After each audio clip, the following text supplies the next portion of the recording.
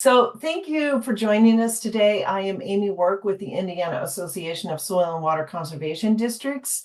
And today we are focusing on urban and small farm ag with Cara Bergschneider and Megan Ayers. Both will be presenting today, and we will start with Cara. I am going to introduce her here. Let me pull up her bio so I can see that better. So Cara Bergschneider is joining us today and speaking first, and she works with conservation professionals to ensure that the small farm, specialty crop, and urban farmers of Indiana are aware of conservation practices that can improve natural resources on their farms and have knowledge of available programs through the NRCS. Prior to this role, Cara has worked as a district conservationist, soil scientist, wetland restorationist, and organic farmer. She has a passion for improving soil health and is an avid home gardener. Following her presentation will be Megan Ayers, Megan Ayers, who works with the Urban Soil Health Program, and I will reintroduce her when we start the second section of today's presentation. Please note that you can ask questions for Cara and Megan in the chat. We would love for you to do that. At the end of Cara's presentation, we will go through questions for her. And then you also will have an opportunity at the end of her presentation to unmute yourself and ask questions as well. So without further ado, we'll go ahead and take it away, Cara. Thank you for joining us. Great. Thank you, Amy. Hello, everyone. Good afternoon. I am Cara Bergschneider, and I'm with Indiana-NRCS. I'm the state urban and small scale conservationist. And I was so thrilled to hear that ICP requested more information on urban and small scale conservation. So today I'm going to focus on the programs that NRCS offers that are directly related to urban and small scale growers. But before we dive into Indiana and our state, what we grow here, how we work with these customers, I want to first look at a global perspective and where our food comes from throughout the world, how people throughout the world eat. From the United Nations Food and Agricultural Organization, they state that 5 of every 6 farms in the world consist of less than 2 acres. Of those small 2-acre farms, they operate on only about 12% of all agricultural land in the world. And that small percentage of agricultural land produced by these very small farms produces roughly 35% of the world's food, which is a pretty astounding statistic, really. These small farms produce a lot of food. If you've ever had a garden yourself, you know that a garden can produce a lot of food and feed your family. So how does that look in Indiana? Well, when we hone in on Indiana, we can look to the USDA local food directory, and we see that there are 267 farmers markets, CSAs, or on-farm markets that are listed in Indiana. Are all of the CSA and on-farm markets and farmers markets listed in this directory?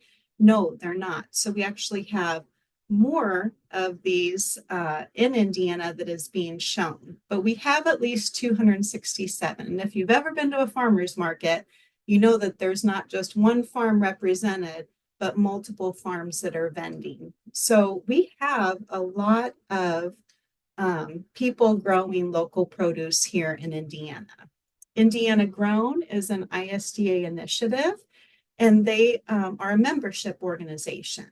And they promote food that is grown by Hoosiers for Hoosiers. Of their membership, they have 1,800 members. And these are folks who grow, raise, or process products within Indiana. Not only are there 1,800 members, but these members are throughout the state of Indiana. There is a member in all 92 counties of Indiana. So we have a lot of food that is being produced locally here.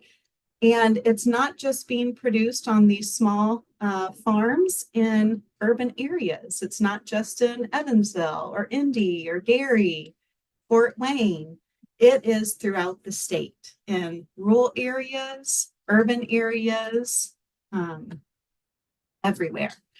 So we kind of get that bird's eye view and keep going down. And we look at just one county. We look at Marion County.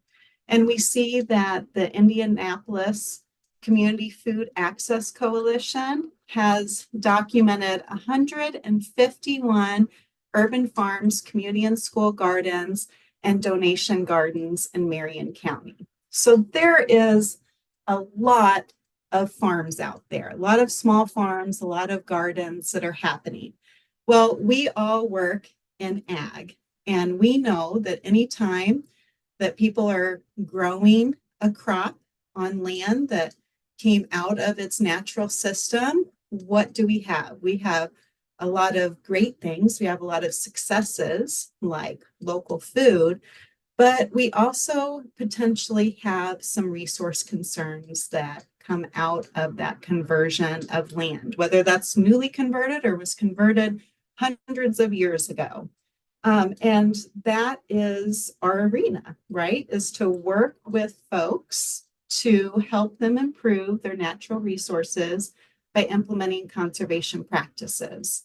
Well, Purdue Extension did a survey, and the results of the survey were published in 3 different directives in 2023. Most of them came out in 2023. This one that's here up on the screen looks at the unique challenges and the topics of most interest of the urban farms that were surveyed. And I find this really fascinating because if we look at the challenges and what these urban farmers are interested in learning more about, it's things like plant disease management, soil health, nutrient management, weed management, irrigation. And what do we notice here? It's like, hey, this is stuff that we know how to do as ICP. This is our bag. Like, this is what we do day in and day out. We do it with traditional size operations, but we do all of these things. This is conservation planning. We may do it through outreach, through field days, through technical assistance, through programs, through research, but this is what ICP does. Our challenge is that we're not used to doing it on a small scale. We're not used to getting that information really scaled down to the needs of urban and small scale producers. And so what NRCS has been doing in conjunction with our partners is we have been taking our 3 main programs, which is the Conservation Technical Assistance, the Environmental Quality Incentive Program, and the Conservation Stewardship Program, and we've been scaling those down. So first we start with CTA, Conservation Technical Assistance, because that's the foundation of everything we do, right? And we know how to do conservation planning for nutrient management, for plant productivity, for water quality and air quality increases. We know how to do that, but we don't necessarily have the technical resources to be able to share that information in a relevant way with our small scale growers. So the first thing that we have been doing, or actually we've been doing kind of these all at the same time, is we've been scaling down our technical resources across our disciplines. So focusing on agronomy, forestry, wildlife, and engineering. Taking those conservation practices that we're so darn good at doing, all of us together, and scaling them down. Next, we look at one of our financial assistance programs, the Environmental Quality Incentive Program, or EQIP. And what we have done is we have adopted or created small acreage payments for EQIP. So what does that mean? That means that when a farmer walks in our door, walks in a service center, an SWCD or NRCS, ISDA comes and helps them and they say, hey, I'm interested in some cover crop information. Then we have been working with CTA, our Conservation Technical Assistants, to provide some resources here, these technical resources. But then that person walks in and they say, you know, I really would like some financial assistance if I could get it for those cover crops. Well, before, when that grower would walk in our door and ask about financial assistance, a lot of our conservation practices, they were eligible, or they were an Indiana priority for those growers, but our payments through EQIP just really, they didn't pay enough for it to be worthwhile for that grower to apply for our programs. So we've been scaling down that payment so that it matches that small scale grower and matches their economy of scale so that it's a worthwhile payment. And we'll get more into that. So what I'd like to do is I'd like to go through EQIP as a financial assistance program and go through 10 of our top conservation practices that we have scaled down so that you guys are aware of these practices and how they may fit into some of these growers that you encounter that come into your office. And then finally, at the end of the presentation, we'll talk about Conservation Stewardship Program. And of course, CTA, the technical part of this, is sprinkled throughout. It affects all of our programs. So the first practice we have to talk about is the high tunnel system. So high tunnels is like our flagship conservation practice for small scale growers. We've offered this practice since 2013, and this is the practice that gets these growers, or has gotten these growers in our door. Sometimes this may be the only practice that they apply for through EQIP if they're interested in that financial assistance, because again, it was really the only practice that was scaled down for them. But what is a high tunnel? Just talking about, just so you know the format of this, I'm going to talk about what these practices are, how we made them urban and small farm friendly, the payment that we offered in 2024 through EQIP. And then I'm also going to really quickly talk about the technical resources that are associated with each of these 10 practices. I'm just going to fly over that slide. I put it in there so that there is a link to those resources, and you as conservation professionals will have those, but just due to time constraints, I'm not going to go into depth on those. But I will say that tomorrow at the Urban Updates meeting hosted by Urban Soul Health, I'll be giving a presentation on technical resources and the trainings that are associated with those and where to find them. Megan's going to talk about Urban Updates in her talk, so you'll have the link on how to find that meeting. And if you can't make it tomorrow, they're always recorded, so you can go back and listen. So back to high tunnels.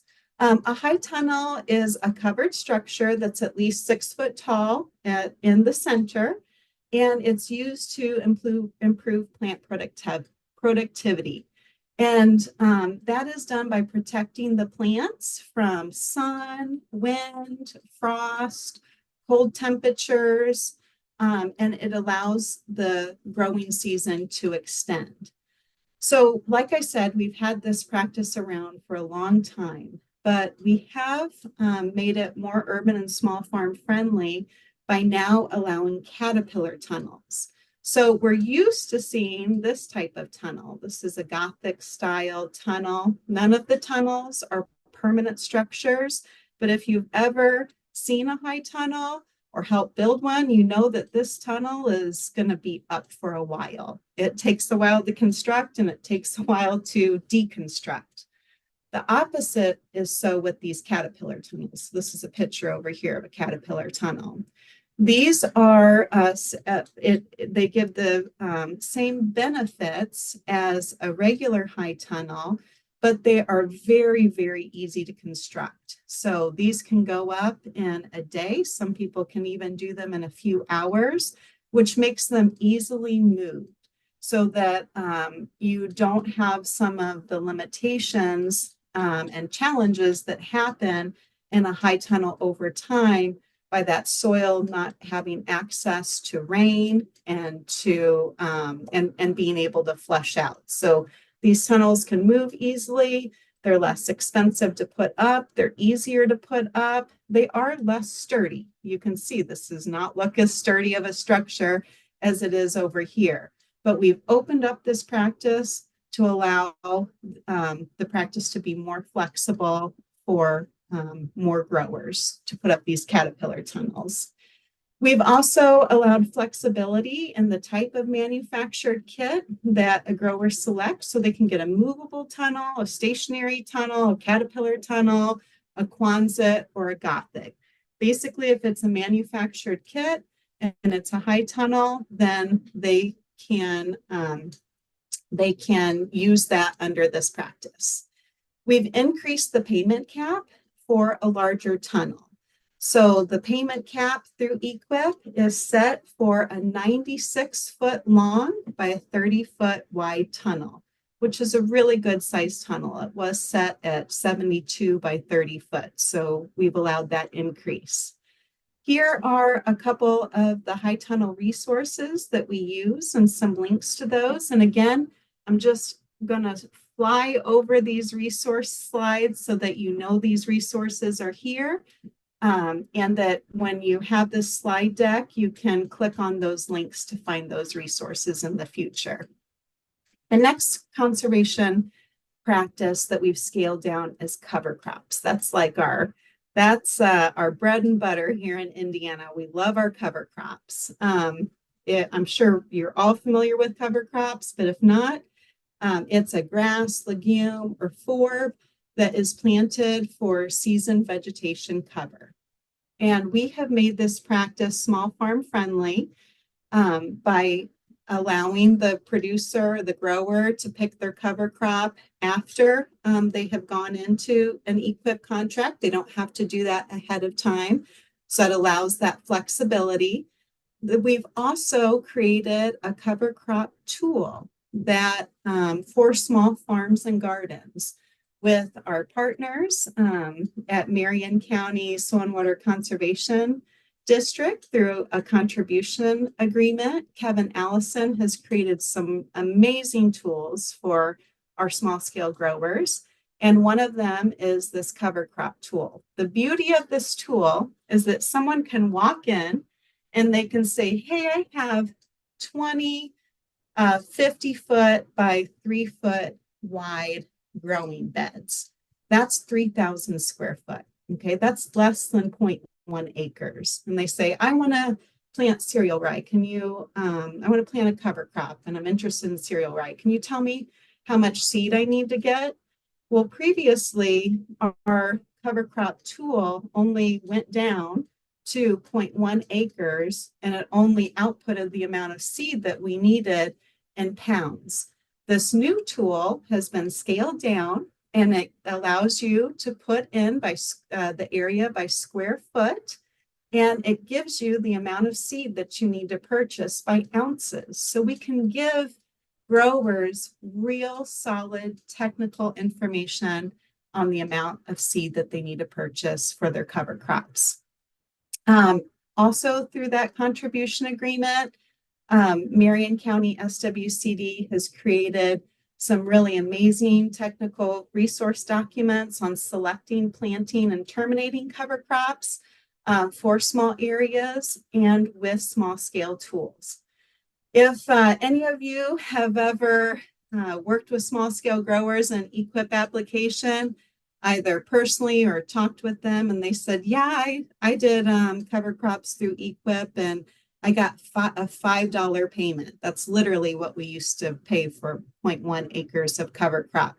We've scaled down that payment, so now our payment is $407 an acre, so that if we plan 0.1 acres, that's almost a $41 payment. Much more realistic for what these producers will spend on getting that conservation practice implemented. This is a look at some of these amazing cover crop tools. These 3 documents here that overview what a cover crop is for small farms and gardens, seeding methods, and how to terminate them with, again, scale appropriate tools. And this is a quick peek at that cover crop calculator, cover crop tool that outputs in ounces. Next, we've got pest management. So this conservation practice is a site-specific combination of pest prevention, pest avoidance, pest monitoring, and pest suppression. This has not been used much in the past on small-scale operations, but we have done a pretty innovative thing, and we are allowing tarps, so these silage tarps that you see here in these pictures, we're allowing those as a pest management strategy for weed prevention and suppression on small scale operations. This is a game changer. This is really exciting that this is a practice that a lot of small scale growers are using. And so we're recognizing that this is an important conservation tool, and we now have a practice that promotes the use of this strategy. The Equip payment in 2024 was about $445 per tarp, with a cap of being able to purchase up to 4 tarps, depending on their operation. We're working on creating a technical resource for this practice. We don't have it completed yet. So right now we're referring people to this really excellent tarping guide by Cornell and University of Maine until we get a resource adopted for our growers here in Indiana. Next, we have mulching. So mulching is applying plant residues or other materials to the land surface. We all know what mulching is, but what does it look like on a small scale operation? Well, it's the use of wood chips and aisles or walkways. It's the use of straw, like we see here, alfalfa hay, or compost in order to hold in moisture, build our organic matter, and prevent weeds and provide some weed suppression. So we've scaled down this practice, and the payment in fiscal year 24 was $147 per 1,000 square foot, with a maximum of 1 acre of this practice, which would be a maximum payment of about $6,500. So you can see, if you guys have worked with small scale producers before, and they used to come in the office and say, I'm interested in a high tunnel, and that really from a financial perspective was the only thing we had to offer them. We now have a lot more conservation practices that pay them actually what it costs to get these practices on their land. We have created a couple of really awesome mulching resources. One is a practice overview document that goes into the benefits of mulching, the different carbon nitrogen ratios of different types of mulch, a really beneficial document that is a good education tool for us as ICP and the ICP as professionals, but also it is really helpful and informative to the growers to give to them as well. There's a mulching tool that is created and on our field office technical guide, where you can plug in the area that's being mulched, the type of mulch you're going to use. So say that you're going to use straw bales and you're going to do it over 2,000 square foot, it'll spit out the number of bales that that producer needs to purchase to cover the area. So really helpful tool. Wildlife habitat plantings. So we all know and love these as our pollinator and native prairie and monarch plantings. So this has been scaled down for some years now. Brienne Lowe scaled these down by offering a plug planting. So instead of having to seed these small areas and wait, the typical 3 years to really see that flourish, and it becoming weedy in the meantime, right next to your garden area, a big dissuasion on doing that practice. We now have a scenario where you can do a pollinator planting or beneficial insect planting with the use of plugs. You can also plan mulching to help with the weed control and to keep that area from becoming that dreaded weed patch by the growing area. This pays $1.52 per square foot in fiscal year 2024, and we have a maximum amount of 3,026 square foot. So a pretty good size area, especially if you're doing it with plugs. Those all have to get hand planted. So that's why we limited the area. This is also on our field office technical guide. There is a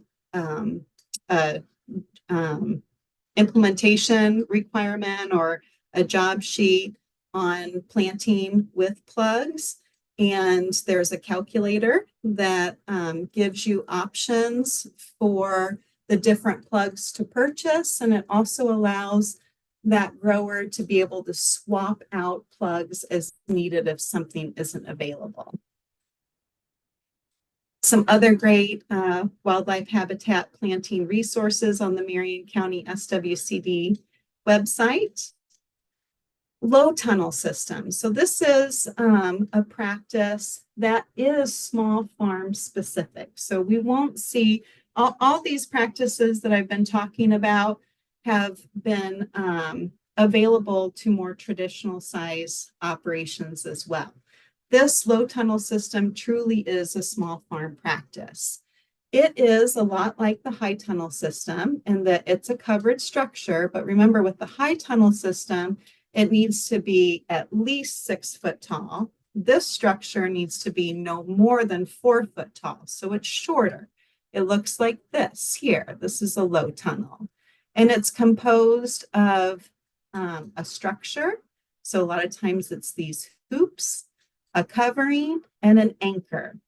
And we've made these as flexible as possible by the covers can be anything from a woven fabric to an insect netting to a shade cloth, whatever that crop needs in order to help improve the productivity of that plant or to exclude pests from that crop.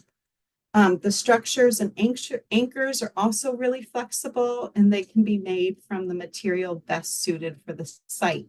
So the anchors can be something like sandbags or they can be a log to weigh down that side.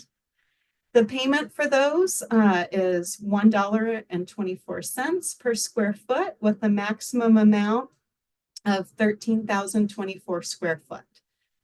So that is a maximum amount of about $16,000.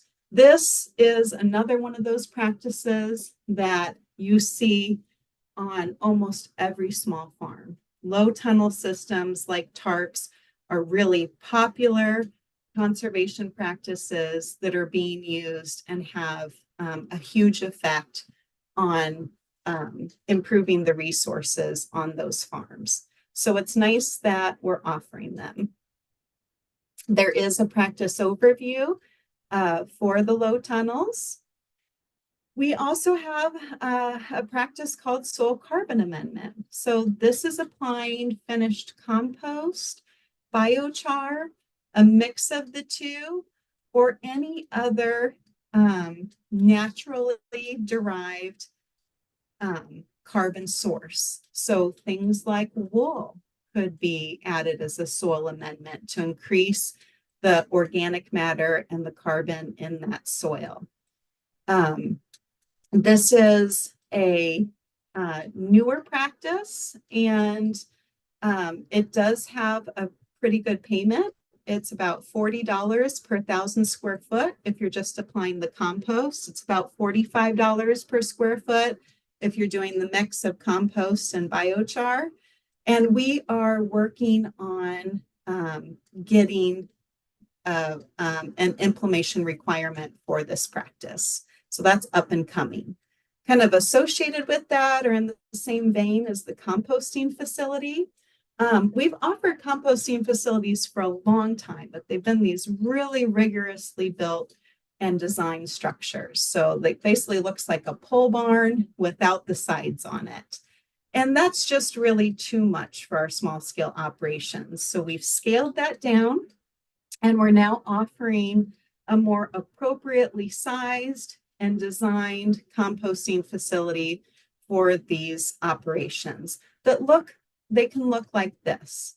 So they have bins, they can have a roof or no roof, or it can be a pad that is where if somebody is just turning their compost pile, it can be something along those lines. So a lot more flexibility. This is really exciting. We've had a lot of requests for more scaled down composting facility, and we're so happy to be able to offer that.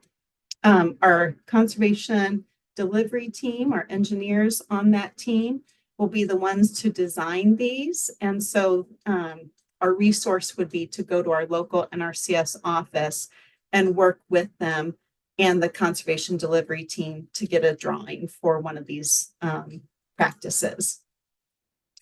Irrigation practices. So all of our irrigation practices are improving water and or energy efficiency when delivering irrigation water to crops. And so that can look like adding drip tape, adding wobblers, adding irrigation reservoirs or gutters onto a high tunnel. So we have a lot of options for irrigation practices. We do have a resource that we've created on irrigation water management and a plan for that is a template to be able to fit onto any small scale operation. And our final practice that I'm going to highlight is alley cropping. So this is the planting of a crop, woody row. So it can be a bush or it can be small trees that are fruit, nut, medicinal, or fiber material. And they are grown in a single row. In between those single rows is like a vegetable crop, some sort of annual crop. So this is the diversification of operations to build resiliency, and a very exciting practice that we haven't used much, but I think that we'll see it really reach out onto small farms in the coming years. And here are a couple of resources that we have to get more information on alley cropping.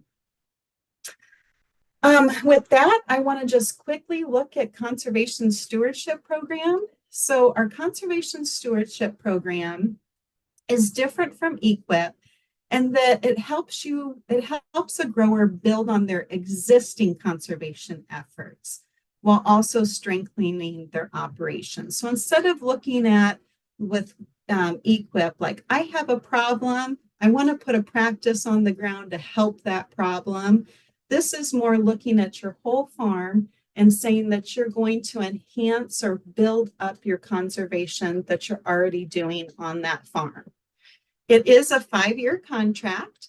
The participant would agree to the same level of conservation at the time of application for that whole 5 years. So they're committing to do what they're already doing, plus adding at least one enhancement to the operation. To be eligible, they have to meet at least 2 resource concerns at the time of application, and then 1 additional by the end of the contract. So how does this fit in for small farms? Well, interestingly, there's no minimum acreage for this program. The minimum payment per year for this 5 years is $4,000 an acre. So that's $20,000 an acre over the 5-year period. So I really imagine this practice as being very beneficial to a set of small growers that say that they want to do some conservation practices that we don't have as standard for. We don't have a standard conservation practice for them. They want to do something like fencing for deer exclusion of their growing area. We don't have a practice that addresses that. They want to build their own high tunnel. They don't want to do the manufactured kit. We don't have a practice for that. These are conservation practices, but just not something we have a payment for. This could be, CSP could be a nice fit for them. It also could be a good fit if they have a larger, higher dollar conservation practices are completed and they're just looking at some of the smaller practices. And it can also help if their operation is really small. So CSP could be a good option, but we do want to remember that there are limitations to CSP, or limitations isn't the right word, but considerations. It is a 5-year contract. For a small scale operation, that can be a long time. And they are agreeing to that same level of conservation at the time of application or better. And small scale operations change a lot, especially over a 5-year period. So these are considerations. These are conversations to have with the producer. It's also once a year payment. So if they are putting out money to implement something that a conservation practice that they're doing, it's not like EQIP where they'll get paid as soon as they're done with that enhancement or that practice. They have to wait for that once a year payment. And there is the annual reporting piece. Okay. Thank you all so much for having me. And I will take any questions, comments, or words of wisdom that you have before turning it over to Megan. And it just looked like there's a question in the chat box for you, Cara. Sarah asks, can the high tunnel and caterpillar structures be used to qualify, or must they be new? They must be new. Yes, it has to be new materials. Good question.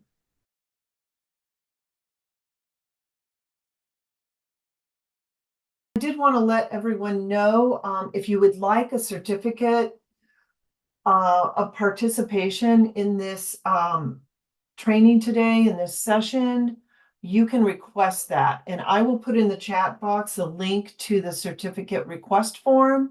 The way that works is you fill out the form, and then we create the form and send it to the ICP leaders, and they will distribute the form from there. So next up, we have Megan Ayers.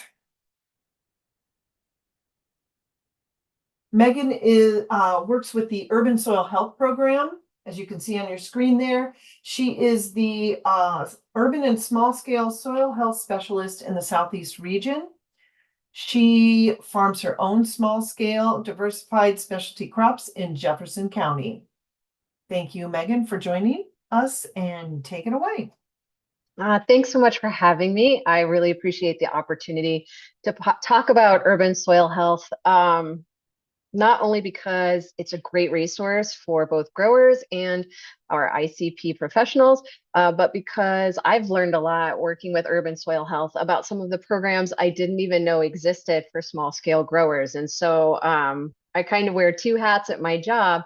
Number one, of course, being a steward and a conservationist in the Indiana professional sphere, but also just an avid agricultural learner. So Thanks again for having me. A little bit about our program.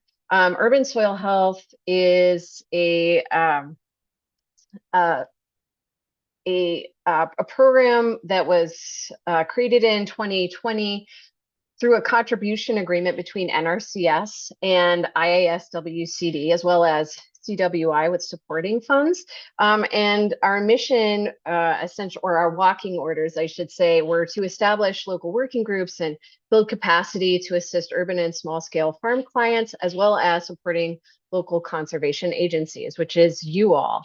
Our mission is to improve soil on Indiana's small scale and, oh goodness, why can't I read today? Sorry, y'all. Indiana's urban and community small scale agricultural land. And we do that by utilizing our staff. We have 4 small scale and urban soil health specialists in each quadrant of the state. I'm in the Southeast and I have 25 counties under my purview. In the Northeast, we have Terry Thyssen. In the Northwest, we have Marianne Rodriguez Soto. And in the Southwest, we have Casey Kennett. And all of us work both with soil and water conservation districts, Natural Resources Conservation Services, ISDA, and small scale growers. We do a lot of work on the ground and we do a lot of work in the community. But at the end of the day, we recognize that soil health is for everyone. It's not just for large scale farmers, or it's not just for conservation nonprofits.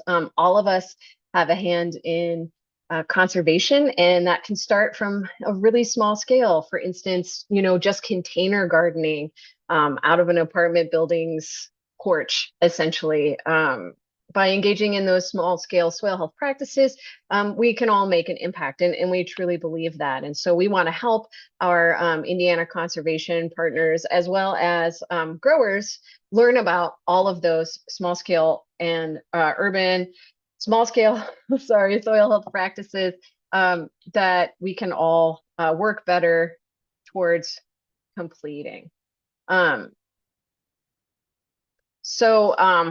Obviously, we want to advocate for conservation through Indiana's soil health principles, maximizing continuous living roots, minimizing disturbance, maximizing soil cover, and maximizing biodiversity. But as an organization, we do that best by engaging with the community. And we do that by offering free site visits and soil testings, by putting on workshops in each of our regions, by offering farm tours and field days when we partner with small scale growers, by getting the word out about soil health practices, by offering technical assistance, by connecting growers with various conservation agencies, and as well as providing resources for growers and ag professionals. So since 2023, we have reached over 8,500 people with our trainings, events, and workshops, as well as over 225 events that we've conducted and participated in. And we have participated in over 110 professional development and training opportunities. So while we are essentially the boots on the ground, small scale, expertise, so to speak, we're also always learning. And so we take every opportunity to both engage with our growers and our ag professionals to teach and to learn. Just in 2024, we've already reached over 1,800 people with trainings, events, and workshops. We've already done over 75 events, and we've already done over 230 site visits. So as our expertise and community awareness builds, so does our reach. And we do that best by spreading the word about these conservation practices, but also by engaging with local working groups. And I'm sure many of you have heard our spiel about our local working groups, but it's just a really great way for conservation professionals to engage with the community. They can do so through site visits with getting their soils sampled, collected, tested, as well as follow-up technical assistance, and by creating educational events through community outreach. And what's really great is that we already have so many working groups established, 24 in fact, and of 92 Indiana counties, we have 36 that are part of working groups so far. So that's really, really impressive, but we're always pushing to add more counties to working groups, as well as just creating new ones. So if you're interested in a working group, we would love to have you as part of our working group community, and we'd love to share more about what working groups can do for your organizations. Here's just some more figures about working groups. So far, 250 growers have received site visits, 225 have gotten technical assistance. Our working groups have put on over 41 educational events, and they've created 26 different types of educational materials that go out into the community. So as you know, that's a real ripple effect in our state, with growers coming together, word of mouth, as well as people just saying, hey, I heard my neighbor got this soil test. Do you think you can come out to my place? And that's really, really effective. If you start a working group, we will provide you with a startup kit. So we'll give you the beginnings of a soil health library, as well as some small tools that you can use when you go to your site visit. We'll give you some one-on-one training, both in how to assess a site, to do some very, very basic conservation assessment, as well as how to collect a soil sample. And we'll give you resources on how to offer some technical assistance to those growers. Additionally, what's really cool is that we can offer financial reimbursement for some of that work, from your site visit and technical assistance to any educational event that your group would put on, and any educational material that you're producing. Those educational materials can be something as simple as a brochure or pamphlet, or something as interesting and complex as a video. And many of our soil and water conservation districts have gone and done that, and it's pretty cool to see. So I just wanted to put a spotlight on two new working groups in the Southeast. One is the Hanover Compost Cooperative. It's just a student-led organization that started in 2023 with the idea that they wanted to mitigate food waste from their kitchens. In just a couple of months, they have diverted over 3 tons of their school's kitchen food waste, and they're item certified. So this was just a small group that had an idea, and through the help of Urban Soil Health, we've been able to create a whole composting program through the college, and hopefully that grows in Jefferson County. Then Clark County Soil, they started in 2023, and it was a group with the Soil and Water Conservation District, the Purdue Extension, and NRCS, and they had an idea that they wanted to really reach out into the community and not just do soil testing, but do something lasting. And they came up with an entire workshop series, which I'm just really super proud of. They're about to do their 4th workshop here in August. And the idea is that they have plans for a large-scale stewardship and sustainability festival for 2025. They're great at working with their local partners. And another highlight that's just really exciting is that through their Yard Sprouts workshops, they were able to connect with the municipality to help establish just a group that's going to work on educating zoning enforcement. So zoning isn't giving tickets to people who have pollinator gardens or large vegetables growing in their yards. So that's pretty cool too. I'm really proud of them for that work, because it takes a lot of heavy lifting to get a working group off the ground, but once they get off the ground, they just go like crazy.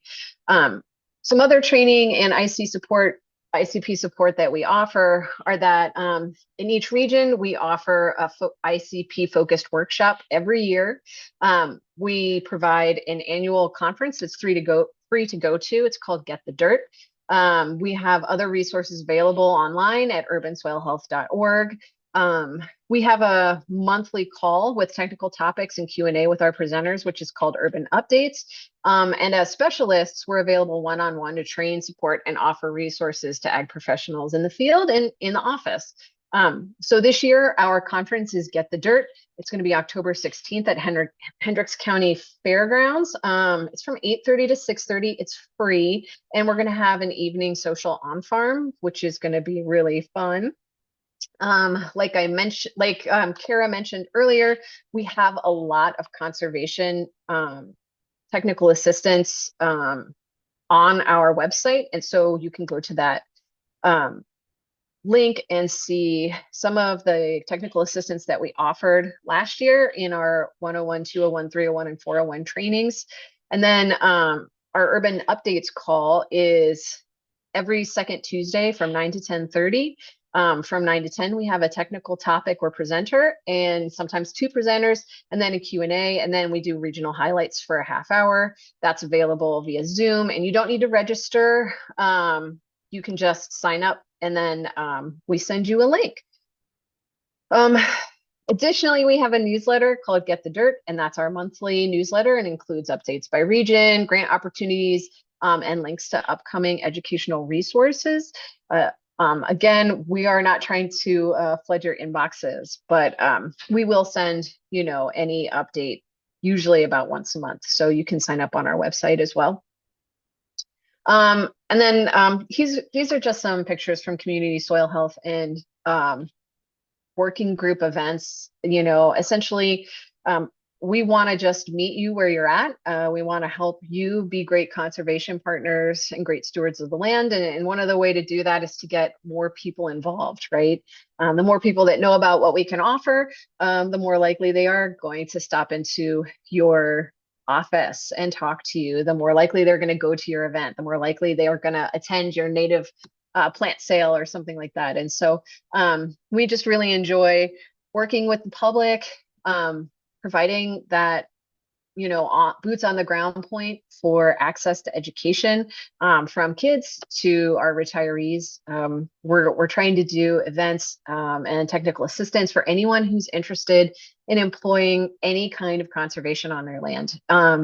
From just starting with cover crops to maybe reducing their tillage. So, we do that by meeting growers where they're at and hopefully being flexible and available to everyone involved. So again, if you have not already met one of us, please reach out because we're here for you.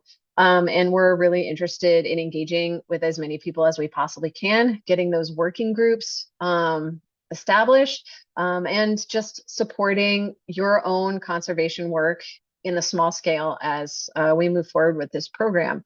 So if you have any questions or feedback, please reach out. Our website is there, our newsletter is there, our resources are there, as well as Instagram and Facebook. And that QR code will just take you to our website.